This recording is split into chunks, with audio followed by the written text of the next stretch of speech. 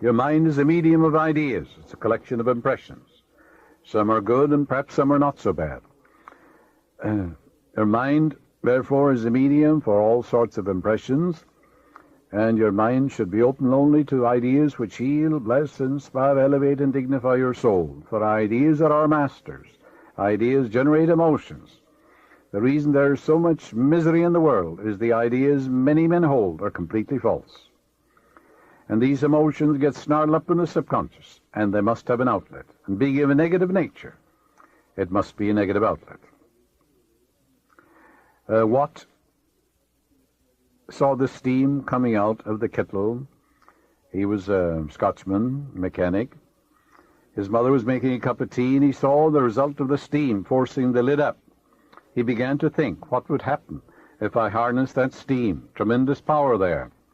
All he had was an idea. He began to think about it from all angles. The idea came from his subconscious mind to force steam into a cylinder, which contained a piston. The expansion forced the piston back and drove the wheels. That was the beginning of the steam engine, which revolutionized industry all over the world. When a man says it can't be done, it was never done before, it's impossible.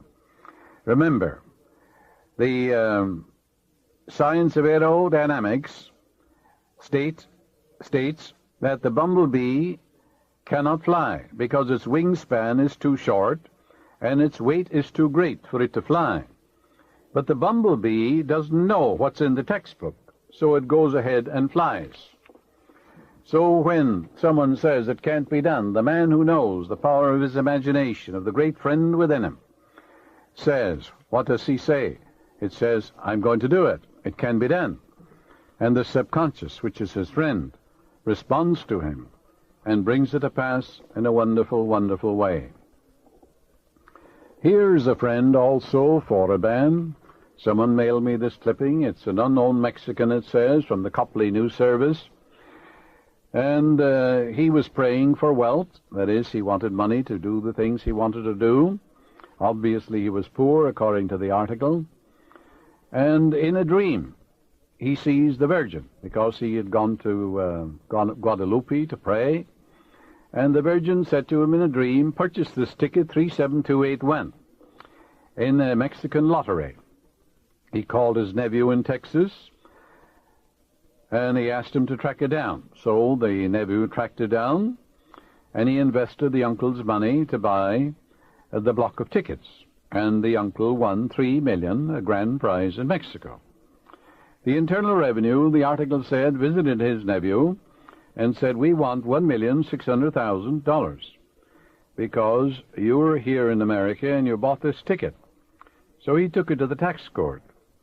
And the article says, the judge said, well, this man received an answer to his prayer from the Virgin, and the ticket was purchased in his name, and the Internal Revenue doesn't get anything. So that's the friend that gave this Mexican, who believed that the Virgin would answer him, $3 million. That's the friend that's within you. Its ways are past finding out. The Virgin, of course, is the I am within you, your own subconscious mind. It's capable of infinite conceptions within itself. That's why Mary means the sea, Virgin means the pure mind, the infinite mind, the I am, the presence of God within you. That's called the Virgin Mary in all Bibles of the world. Mary is a Latin word meaning the sea. So it has nothing at all to do with woman or a virgin or anything of that nature, because there is that within you that's capable of an infinite number of conceptions of itself without the aid of any man. It created the whole universe. For example, the tree outside your door is an immaculate conception. So is the whole universe an immaculate conception. It came out of the mind of God. He had no one to aid him, for God is all there is. And therefore only God can make a tree. So that's the Virgin that is within you. Now, even though he had blind faith and thought he was praying to a virgin, his subconscious responded, because your subconscious responds whether the object of your faith be true or false. And that's a very interesting thing to know.